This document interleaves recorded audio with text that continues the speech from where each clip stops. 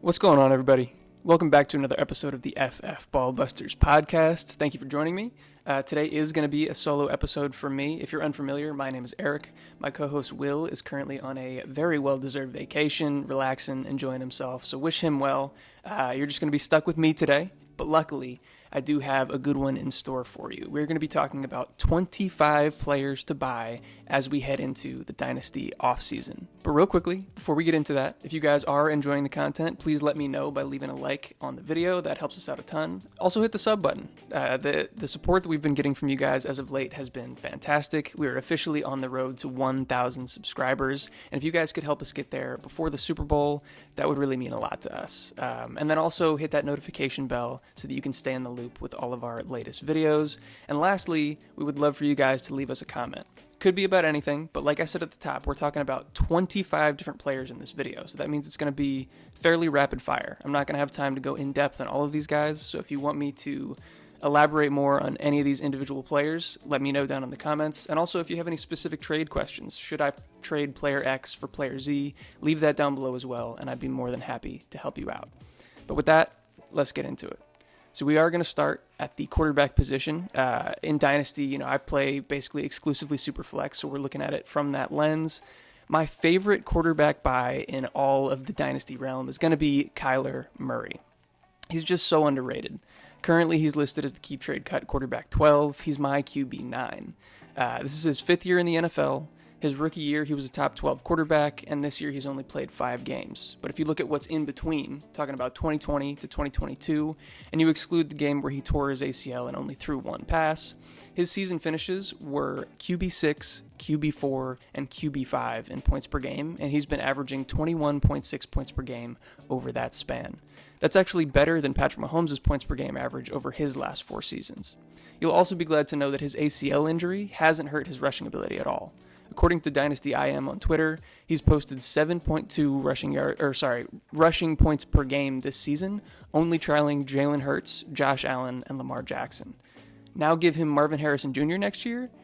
It's going to be nasty. Go get him while you still can. So that's going to be my favorite quarterback buy. But now we get into kind of a category of players that I'm labeling as young-ish quarterbacks with uncertain situations. They're going to be a little bit on the riskier side, I do acknowledge that, but let's talk about it. This list includes Justin Fields, Bryce Young, and Baker Mayfield. Let's talk about Fields first. He's likely to be on a new team next year. But of the guys in his value range, according to Keep Trade Cut right now, he's the only one, in my opinion, that still has that elite fantasy upside. I just still believe in him as a player, and I think that if he can find a better coaching staff and supporting cast, he can really flourish in that environment. Bryce Young, he will have a new coaching staff next year, and I think a lot depends on who they bring in, which is part of that risk. But specific to Bryce, I've seen plenty of flashes of the prospect that we believed him to be on tape this year, and so I definitely think that he can succeed at the NFL level. He's just had to deal with the worst receiving core in the league and also bottom 5 play calling so far this season. So hopefully that improves, and that will mean good things for Bryce Young. And then lastly, I have Baker Mayfield in here, which is why I labeled it young-ish players. But he's in a fairly uncertain situation where we don't know if he's going to be the starter in Tampa next year. Now, personally, I do think he's earned that shot. I think he has the right to have that opportunity if they want to give it to him. But he's been balling out this year. Something that I was surprised to learn is that he's actually had more fantasy quarterback 1 games this year than Dak Prescott. Now, obviously, that's a big range from QB1 to QB12, but in terms of consistency, he's really been doing it all year, and he's been cooking even more as of late. But whether he's in Tampa Bay or not, he's going to be a starting quarterback somewhere, and I think that he's a great QB2 on Superflex teams.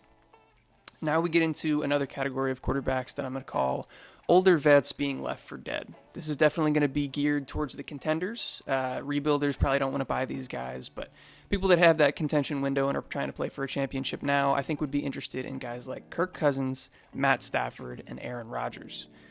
Kirk Cousins, he's still the QB 6 on the season in points per game, and he's averaged over 18 points per game over the last 5 years. The league doesn't have enough talented quarterbacks right now for all 32 teams, so even if the Vikings move on from him, which I could definitely see happening, he's still going to be starting somewhere and probably producing at a similar level to what we've seen from him year in and year out. And then Matt Stafford. I'm not sure how many more years he's going to play. and I'm not sure how long McVay is going to stick around in LA either. But those uncertainties I feel like are already baked into his current price. And if they do both stay, this team will continue to be competitive, and Stafford is going to continue to put up the numbers that he has been, like Kirk, for the last many years in a row.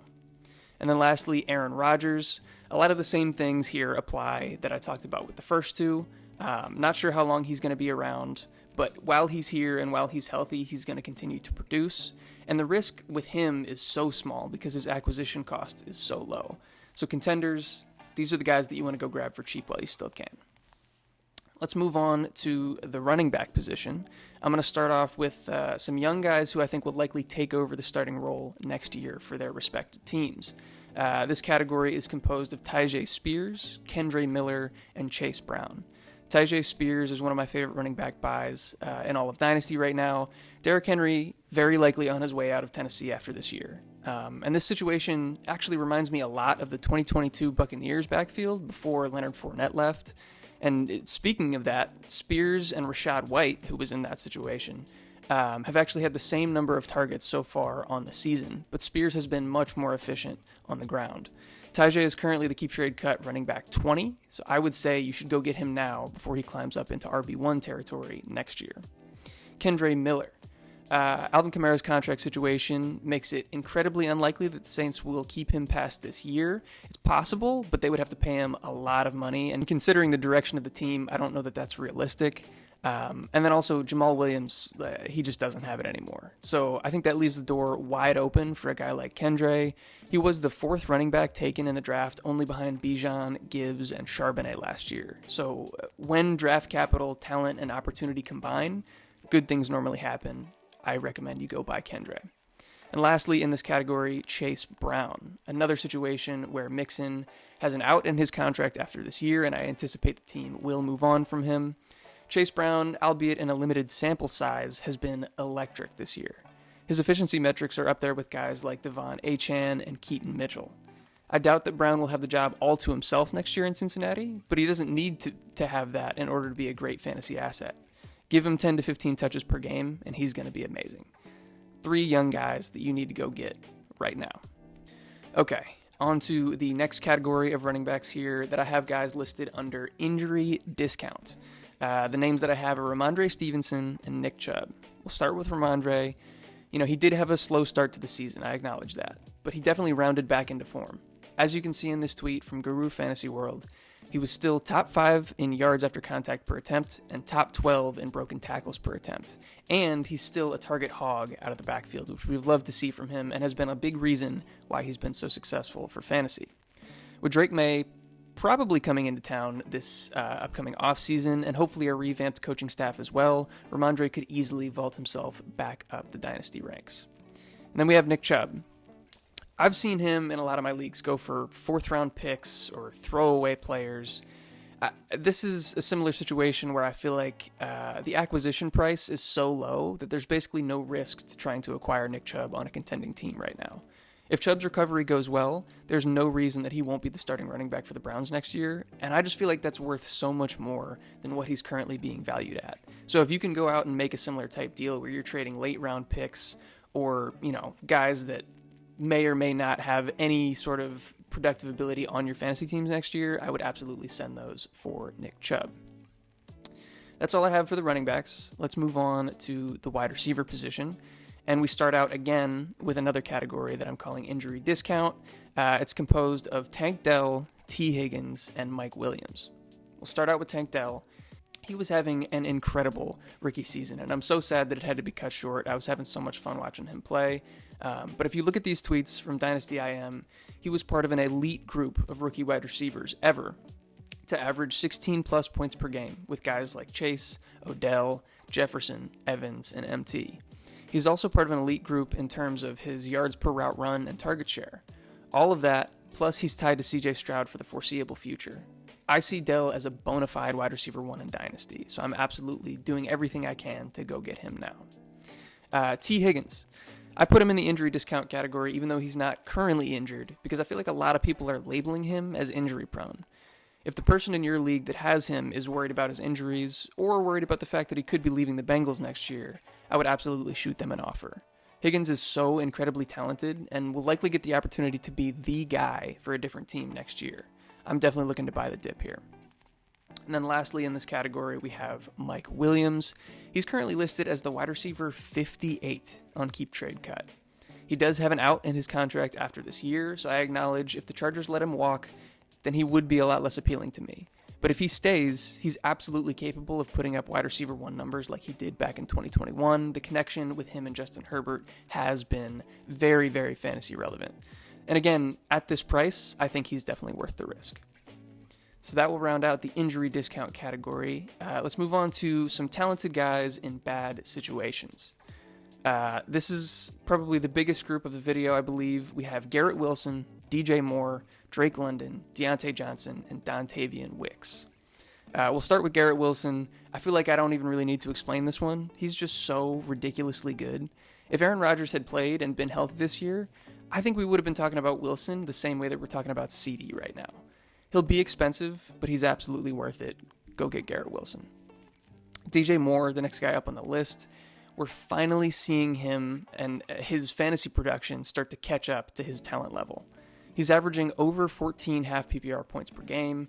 That's in the same range as Jamar Chase, Puka Nacua, and Stephon Diggs.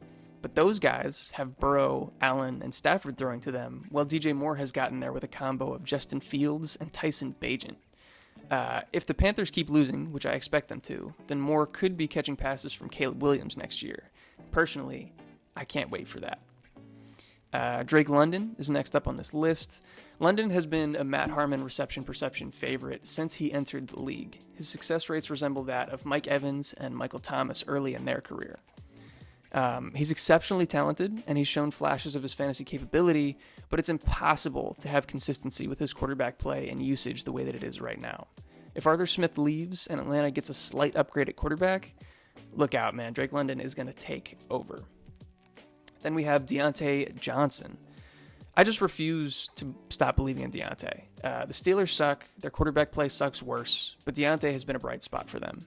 He currently leads the entire NFL in dominator rating, meaning he's accounting for more of his team's offensive production than any other wide receiver in the league.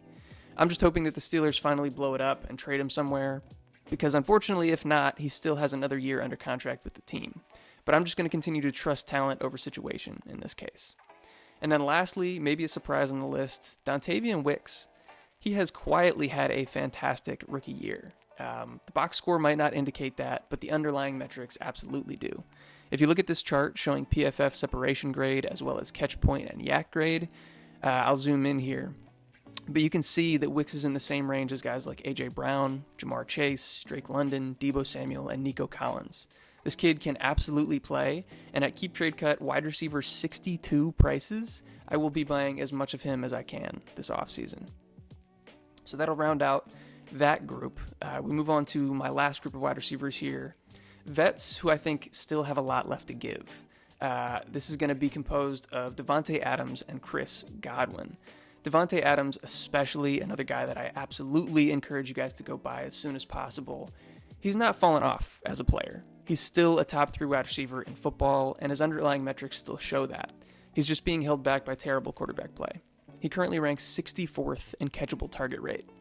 I'd be shocked if he doesn't get traded to a contender this offseason, and Adams will be right back to putting up high-end wide receiver 1 numbers. So I definitely encourage you to grab him now while he's still the wide receiver 30 on Keep Trade Cut. And then lastly here, we have Chris Godwin. He proved again in Week 15 that he still has it, but I bet after a down season, a lot of Dynasty players are going to be looking to sell. Godwin has an out in his contract after this year, and I could absolutely see him joining a contending roster as their trusty short to intermediate security blanket, and I think that role fits him perfectly. I think that he's just still got a lot left in the tank, like I said at the top, and could be a very viable fantasy asset for you guys going forward. So that will round out the wide receiver position. The last position that we have to talk about here are the tight ends. I don't have any specific categories. I just have 3 guys in general that I want to talk about. It's going to be Travis Kelce, Kyle Pitts, and Tucker Kraft. Travis Kelce, there's a lot of context to be provided here. With a new and exciting crop of tight ends starting to produce, it seems like Kelce's value has taken a steep drop-off. And at 12.5 half PPR points per game, this is his worst fantasy season since 2016. But down season or not, he's still the tight end 1 in points per game. And I just have a hard time believing that Patrick Mahomes and the Chiefs are going to continue to underperform as we head into the playoffs. Kelsey will have some monster games that will remind people why he's been the tight end 1 for so long come playoff time. So if your league doesn't have a trade deadline, I would absolutely recommend that you try to get him now. But I still think that even, if you do have a trade deadline and you're going to have to wait, that there will be a buying opportunity this offseason. Kyle Pitts. Y'all might be groaning at me. Y'all might be upset about this one. I just can't help myself. I know what he could be. I know how talented he is. This is a really similar pitch to the one that I made with Drake London earlier. He's just incredibly talented, but in a terrible situation. Underlying metrics still look great for him, and he also clearly hasn't fully recovered from his knee injury that ended his season last year. He's been hobbled. The stride hasn't been the same. So I think if you give him another full offseason to get healthy, and we cross our fingers for a coaching change and a quarterback upgrade. I know that's a lot of ifs, but Kyle Pitts is still incredibly young, and so he's got a lot of time to fulfill that potential that we all thought that he had. And I just think that his value right now is the lowest that it's ever been in his career, so if you can take advantage of that, that's something that I would definitely try to do.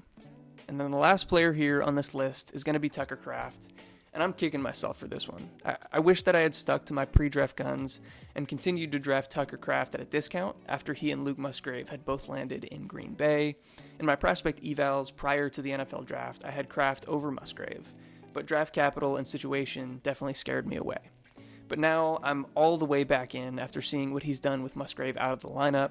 He's currently the keep trade cut tight end 21, which in my opinion is just way too low. So I think you should go grab him while you still can. But that'll round things out. Hope you guys enjoyed. I know it was fairly quick, fairly rapid fire, like I mentioned. So if you have any questions, leave them down in the comments below. I'd be happy to answer you. Specific trade questions, more in-depth about any of these individual players, let me know. Or people outside the video that you think maybe you should trade for or trade away. I'd be happy to help you guys out. If you guys could also check the links down in the description below, specifically to our Discord, if you want to have an even deeper conversation, or if you want to talk to some of the people in our community that we've been building up over there, I think that you guys would really enjoy it. We're talking every single day about Dynasty, redraft, trades, all sorts of different things over there, and I think that you guys would have a lot of fun. So please hit the link in the description to join the Discord, and then also the link to our sponsor, Do Numbers. If you're interested in some cool apparel, whether that be t-shirts, hats, hoodies, joggers, any of that good stuff, you can find that down at Do Numbers, and you can use our promo code to get 15% off at checkout. So thank you guys again for watching. If you've made it all the way to the end, as always, we love you, and we will catch you in the next video. Peace.